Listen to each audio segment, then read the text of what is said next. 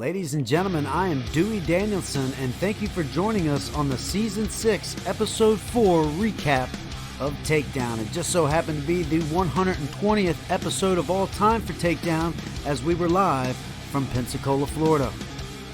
We started the night off with the number one contender to the Women's Championship looking to address the champ, and it wouldn't be too long before Athena would enter the ring to confront Cruella and would end up attacking her in the process. The champ, Miss Athena, continues to show her dominance over the number one contender as we head to the big event.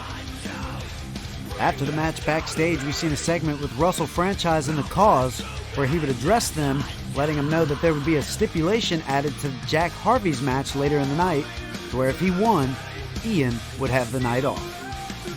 The first match of the evening would see a returning Azrael Victor to Worldwide Wrestling on Takedown once again, going up against a UCW alumni, Jason Cage.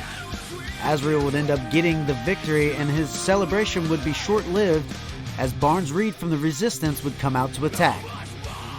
Digress and Martrix would soon follow, prompting a 3-on-1 ambush from Resistance on Azrael.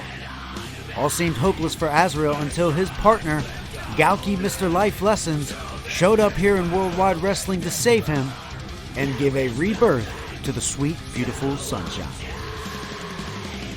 Next up, we had a pair of women's divisional matches, starting off with Nightshade taking on Fiona, and it would be Nightshade that would put up one hell of a fight, but in the end, it would be Fiona that would get the victory.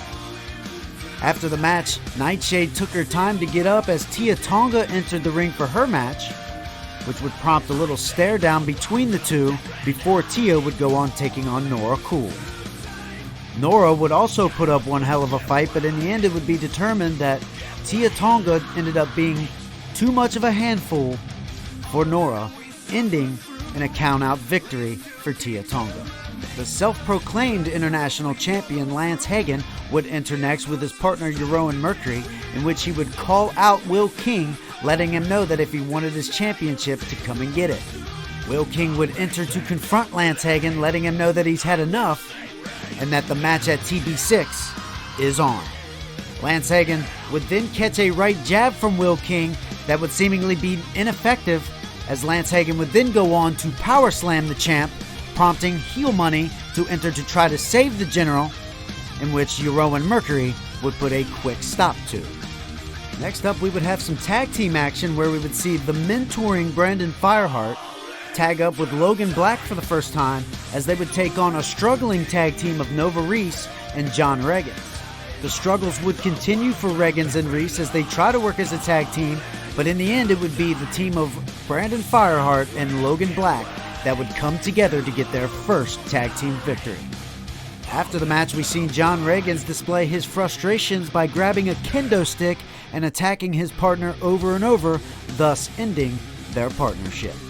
Next up, we had our first Steel Stable Invitational qualifying match of the evening, as J.K. Rollerson would finally get his hands on John Awesome, but it would be John Awesome in the end to get the victory and advance to join Macho Santos in the SSI. After the matchup, we seen Tyler Consiglio address Macho Santos, wondering what his deal with Clowns was and how he got thrusted into the SSI matchup at TB6. Macho would go on to show a little bit of anger by attacking Tyler Consiglio. Next up would be the non-title matchup between Jack Harvey and Joshua Faulkner, who would try to get revenge on the Cause after a brutal steel chair shot from the last episode of Takedown. Jack Harvey would get the win, preventing Ian from having to defend his title, but Russell Franchise would enter and explain that Ian should still be in a match, non-title, to show his skills. Russell Franchise would bring back Mondo the Dragon to this impromptu non-title matchup, as Ian King would use the T-Virus to get the victory. There would be a quick non-verbal, non-physical confrontation backstage between Joe Rivers and Raiden that would ultimately set up a rematch on the next episode of Takedown. Next up, we had the stipulation matchup between Remy Reznor and Justin the Living Legend, with the Legends Championship at risk. Remy Reznor would go on to get the victory, which would establish us a rematch on the next episode of Takedown, where we will determine if the Legends Championship becomes a recognized title by Worldwide Wrestling. The 3 Steel Stable OGs would compete next in a triple threat matchup to determine who would qualify for the Steel Stable Invitational. Although all 3 deserving of this matchup, it would be Caleb Stone to get the victory and advance to go against his former Dynasty member, Nacho Santos, and John Awesome, as we await the final entrant to the matchup. Sander Cool would look to change things up and take a little detour as he would challenge the Hardcore Champion James Black to a Hardcore title match. It wouldn't be too long before the mysterious monster Marcus Bishop would show up to enter himself via Chaos, making the championship match now a triple threat. Destruction, carnage, and weapons of all sort would be introduced into the match as James Black would retain the Hardcore title. The number 1 contendership for the tag team titles was on the line as the tag team champs entered ringside to watch the action up close and personal. After not being 100% going into the match, Heel Money ended up taking the loss as the Mighty District became number 1 contenders. But it was after the match that GPW tried to make their move, but the Mighty District made their statement, wanting tables at TB6.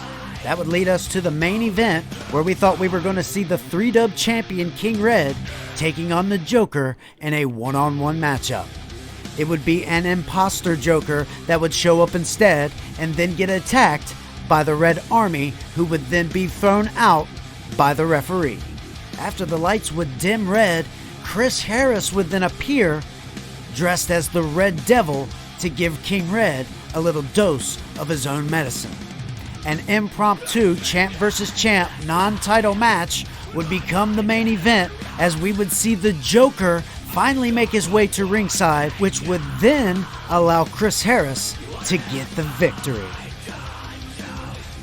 We want to thank each and every one of you that attended episode 4 of season 6, which was episode 120 of all time. We look forward to seeing you on the next episode of Takedown, the go-home show before the big Event 6. And after this episode, we have more Big Event 6 matchups, and here is what we are looking forward to thus far.